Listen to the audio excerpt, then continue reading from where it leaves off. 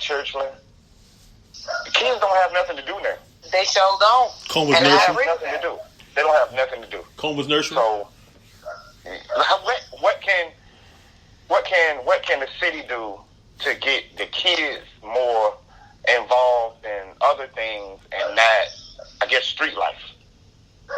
Well, I mean, it's hard to really preach education when they got Leroy right here. He don't got no job, no nothing, but they see him with good clothes, money, everything. That's their goal, to be like him. Well, it's hard to preach education when you're hungry, because you name those centers.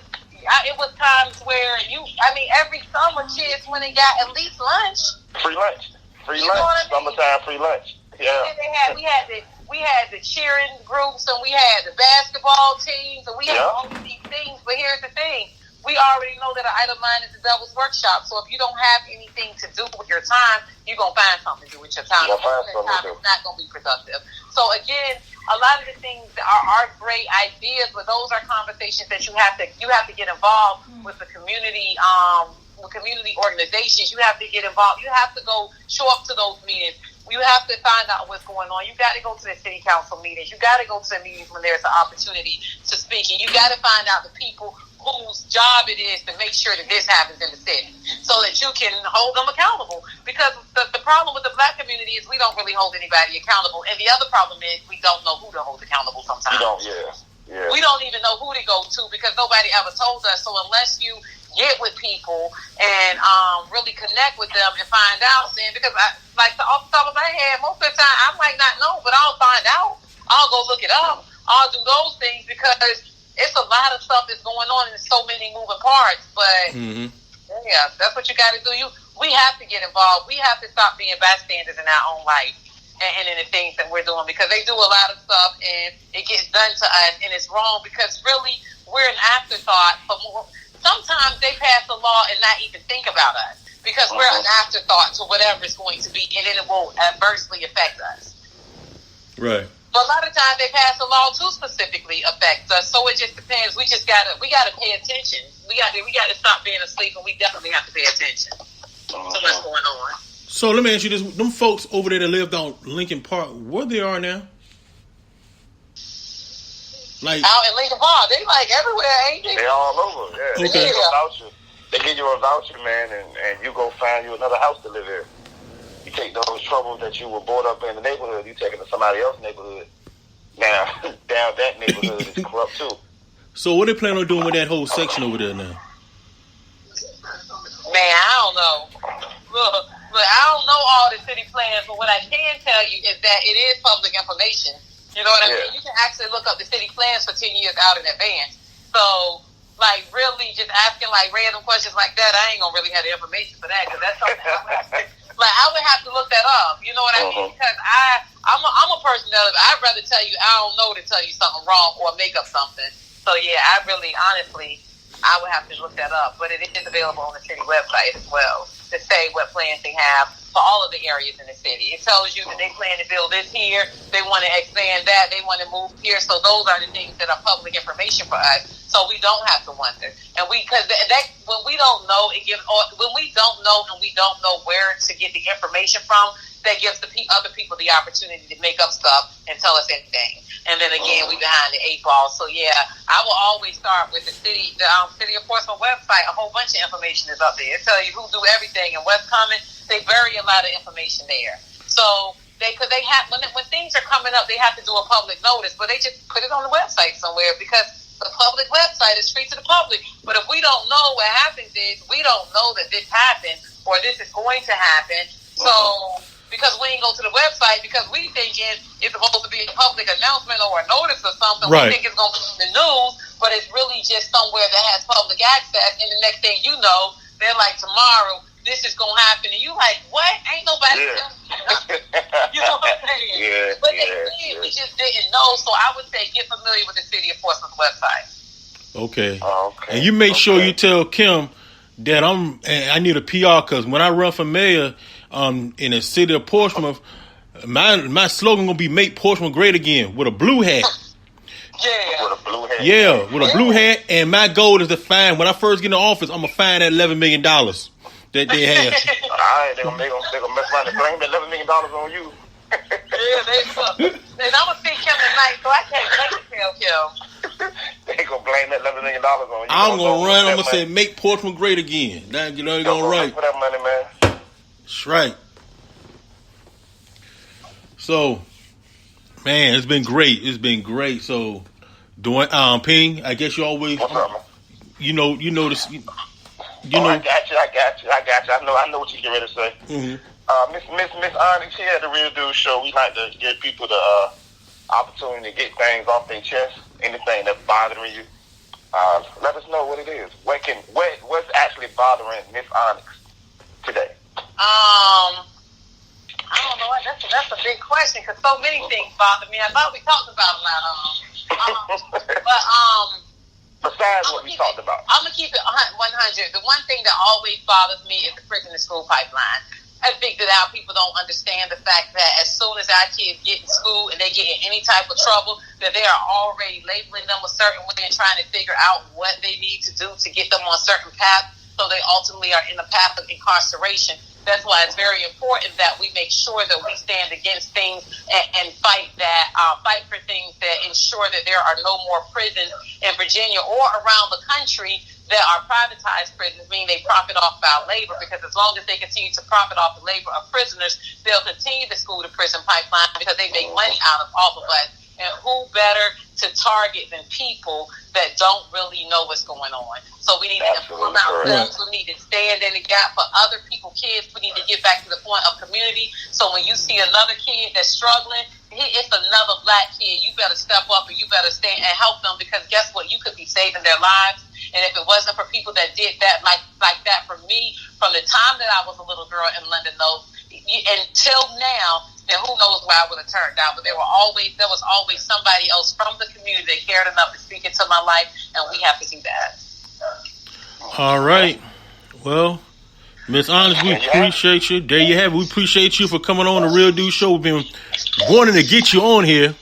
So yeah. Thank you for having me. No problem. Thank you for coming on, and we do appreciate it, ladies and gentlemen. Miss Onxy Hicks on the Real Dude Show, activist, NAACP leader. So, hey, check her out. So, what's your next thing that you plan on doing before you go? What's next for you? I mean, what's your next your next event? Well, the next event is the all-white cigar party at a mansion that I'll be co-hosting. So I'm about to do something fun. It's called the Big Hat and Cigar Soiree. So you can go to my page and actually get that information. And there is a Facebook page, so y'all need to come out and check that out. So while we do all this activism work, we need to have a little bit of fun. Well, we might broadcast live from that place.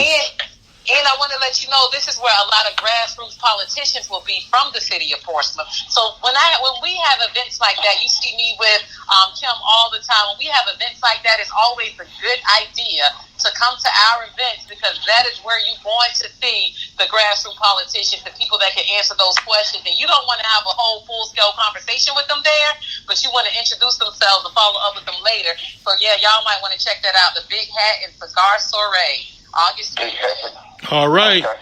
Well, we appreciate your time and thank you for coming on the show. Thank you. You're welcome. All right. Enjoy the rest of your evening. All right.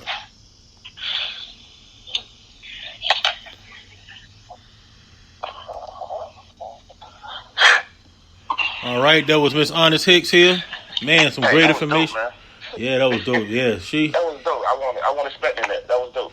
Yeah, she put it in, man. She definitely put it in here. So definitely got me some information about running for the city mayor. And like I said, find that $11 million. But good information, man. So next up, man, is somebody new here to the Real Dude Show. She's gonna be one of our producers, Miss Jessica Randolph. Gotta find something that we can talk about right quick. All right, I mean, even though that was a good little. All right, we're back. Maybe we'll get Jessica on next week, our producer. So, yeah, P, you said there's a video that's out there, right? I ain't seen the video. You said what happened? Yeah, it's a video circulating, man. Where looks like two ladies are fighting. And one of the ladies, I want to say she's bigger than the one girl, but she actually sits on the girl, man, and like put her weight like over her. I can't even explain how she was sitting on her, but you know how like you know how you fighting like your little cousins, and you will put your knees on their shoulders and you sitting on them, and you just punching them in the face. Yeah, that's pretty much how this girl had her, and the girl couldn't get up. The girl, she didn't even want to get up. It looked like she was tired because the girl bigger than her. She got all her weight on her shoulders, and people just sitting there watching that thing, man. I watched it. It's like a 5-minute video. Did she die? Just me. No, she ain't die. She just beat her up like crazy. Beat her. So man, dang. They were grown women. Yeah, I wanna say they were grown. I think one of them she had on scrubs, so she gotta have a job somewhere. And she had scrubs on. And they were outside. Yeah, they was outside. Like they was outside, like on the busy street. Like everybody riding past, and nobody stopping. The girl just beating the girl up, and nobody stopped to help the girl or nothing. Daggone. And I also saw your Facebook page that I got the picture from with that. What was that hair? And I showed it to my fiance them about what y'all wear this. That hairstyle with the man. Yeah. The wig. Yeah. The two ponytails. No, the two cornrows. Yeah. And what was that in there? What was that down? What was that supposed to be the skin? No, that's a wig. No, I'm saying down below, like, was it supposed to be skin or what? Because you were saying, man, I know you. Mesh. It's mesh. Like it's like a net. Like. Oh, okay. But they was trying to say that when you put that wig on, like the colors gonna match up. And I said, ain't no way in hell somebody that's dark skinned like me can put that wig on their head. And the scalp part, not the part that's like on the side of your face where the baby hairs. But that, yeah. I'm talking about the scalp part. They telling me that's gonna blend in with your natural color, and I'm like, how it's gonna blend in? Because that's gonna be hair. You see what I'm saying? Yeah. That's where the hair is. So I don't see how it'll blend because I just don't see it. I don't see it either because it's right there in between, like it's like a little part, like in the middle. Yeah. Now I can see the front part because that's like mesh. It's like a net. It's like you know that material like with holes all in it. Yeah, it's like that. So when you put that on, that'll I can see that part blending with your skin. But it's just the top of your head part. I don't see how that can blend, man. I just don't see it. But then again, I'm a guy. I ain't supposed to be understand. Yeah, you don't supposed to understand it either. Hey. Yeah, I ain't supposed to understand stuff like that. So. Hey, did you watch that's why I say the stuff I say because I don't know nothing about it. I'm just trying to start a dialogue. Yeah. Did you watch the BET Awards? Yeah, I love the BET Awards. I didn't watch it the first day that it came on because I can't watch stuff because I don't like commercials. So I kind of waited. I waited till 2 days, and then I watched it so I could fast forward through the commercials. You know what I'm saying? Yeah, they short every day. So yeah. Who was your favorite performance from the BET? Well, since I didn't know too much about everybody, I mean, there was so many little babies, and then I saw a dude. I know about the baby. I ain't know about that big girl. I ain't know either. She was one of the best performers other than the Mary Blige one. She tripped me. I was like, this big girl jamming.